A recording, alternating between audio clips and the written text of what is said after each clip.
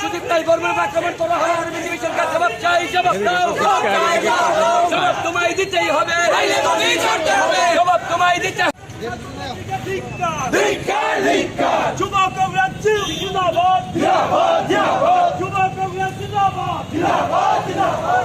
বিরুদ্ধে বিজেপি তুমি জেনে রাখো, সুদীপ বর্মনকে আক্রমণ করে কংগ্রেসকে রোকা যায় না। লড়াই এতে ভয় করে না, ভয় পায় না, সবাই মিলে আরো জোরে। স্বরাষ্ট্রমন্ত্রী শেখ স্বরাষ্ট্রমন্ত্রী স্বরাষ্ট্রমন্ত্রী হায় হায় সুদীপ বর্মন সদস্য করো।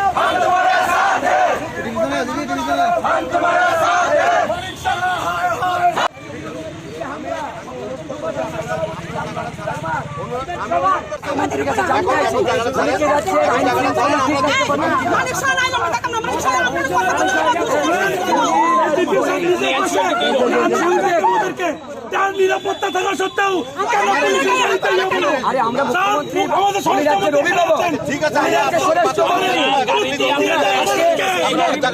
আজকে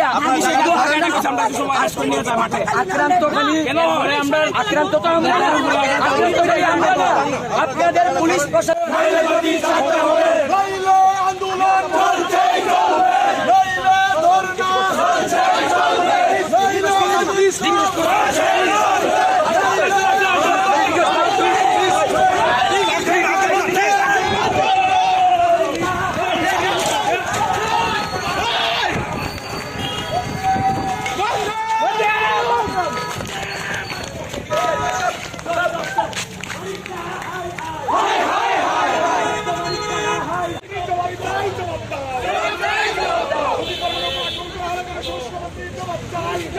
মহিলা কর্মীরা আক্রান্ত হয়, আমাদের যুব কর্মীরা আক্রান্ত হয়, আমাদের রাজ্য কংগ্রেসের জিনিস কার্যকরী সভাপতি উনি আক্রান্ত হন, সুদীপ রায় বর্মন আক্রান্ত হয়, যুব কংগ্রেস সভাপতির গাড়ি ভাঙচুর হয়, আমার গাড়ি ভাঙচুর হয়।